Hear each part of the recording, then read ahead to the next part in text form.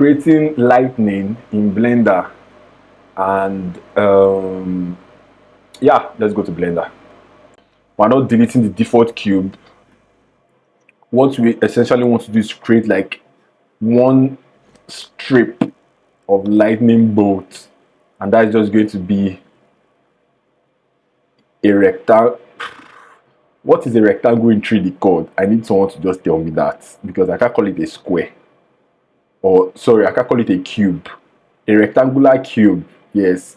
Basically, I'm just going to make a thin rectangular cube displays, and that's just basically how we're going to get the lightning effect. So without much talking, let's just start.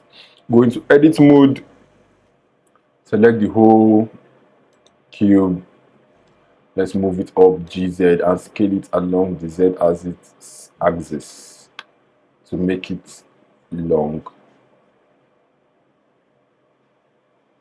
And then we're going to scale it Shift Z to make it thin. That's nice diction. Thin instead of thin. Anyways, I'm going to add more loop cuts or more edge loops so that the displacement modifier is going to work well and have vertices to displace. Time to add displacement modifiers. So the modifier tab, add displace, and your cube is acting mad.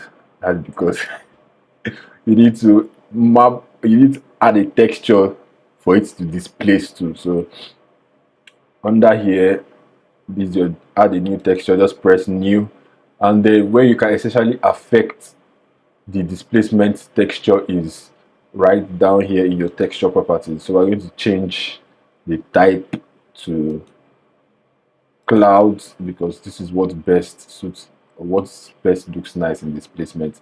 Let's mess with the parameters and see what we can get out of this. Oh, okay, let's leave it like this. So I need to say something. So right now it is displacing this rectangular cube. It is displacing this rectangular cube in all directions. So essentially what we want to do is lightning basically just displaces in the X and Y direction. Yes, it doesn't displace in the Z direction, which is like top to bottom. It only displaces left, right, side to side in the X direction. Now, as we can see, it's kind of still, the displacement isn't much. So let's increase the strength, I believe. That isn't doing what I want. Okay, in a way, it's kind of doing what I want. I'm just going to mess with these parameters to see what I can get out of this. Yes, So basically, all I did was increase the strength in the displace modifier, and then increase the size of the noise texture, so that you can see if I reduce the size, it's way jiggly, and then if I increase it, it looks nice. So this is essentially what we want out of this, looking nice. You can see the strength now affects how much it displaces on this x-axis. And now if we go to the side view, it looks totally flat. So essentially we want to redo this displacement modifier, but it should affect the side view. Yeah, if that makes sense. So displace new texture. Let's change this to Y so we can see what is going on already. This bit kind of confuses me a lot, so I need you guys to listen. This is not part of the lightning tutorial. This is just something you need to know about displacement. This first displacement modifier is just called displace, and then the second displacement modifier is called displace 001. So when you go down in your texture, I used to make a mistake because I've already created a new texture. So I'll just go down here and try to select the second texture. And then that will mess with the first displacement. And we don't want that. So what you do is under this displace, you can see this is displace. And essentially this is just affecting this is just affecting the first displacement map. So you have to select your second displacement map, and then that's where you do all the change. So that second this so as I've selected the second displace, which is displace 001, displacing this now affects the displace how I want. So basically that's how lightning is created. As you can see, it is just two displacement maps, one displacing the x-axis, one displacing the y-axis, and basically this is a lightning strip. Now what do we want? We want movement, because this like this is just boring. Like, okay, this is lightning, okay, so if we press play on the timeline, nothing happens.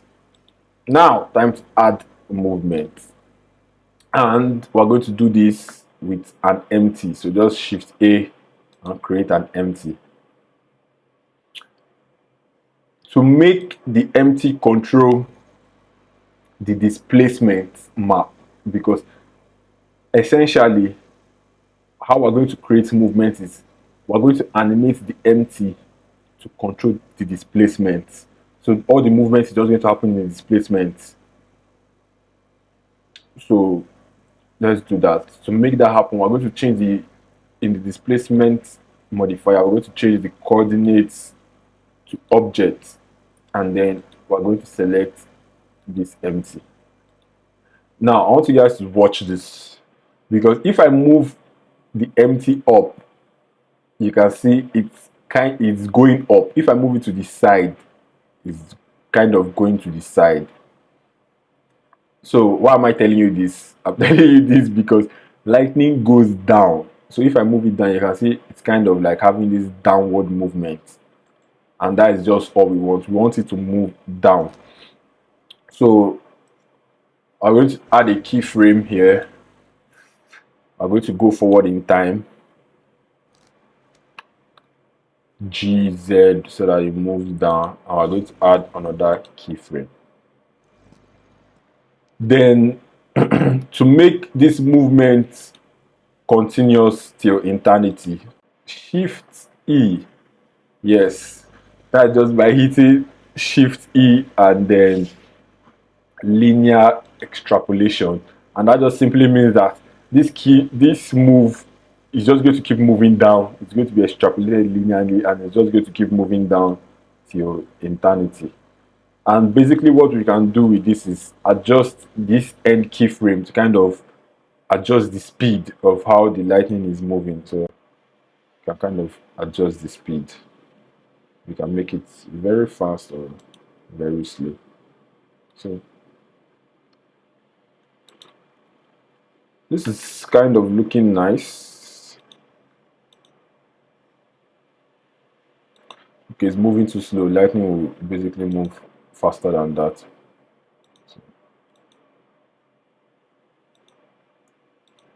Okay, so instead of going too much stress, we're just going to do the same thing for the second displacement. Change the coordinates to object. And we're still going to select this our empty because it's going to be moving. It's basically still the same move, just from all directions. And yep, as we can see, yes, and like this is lightning. Let's go into shading. Let's do this. To see this better, we're going to, or faster and nicer, we're going to use Eevee, because Eevee has this bloom option. So in Eevee, I'm going to give this an emission shader. Use nodes, and we can just change it here. from principal BSDF to emission. Yay! Then we're going to increase it to like 55. I'm going to tint the color a little bit blue. And then to make this looking nice, under render property, we're going to enable bloom. Yay! And as you can see, this is looking like lightning should look.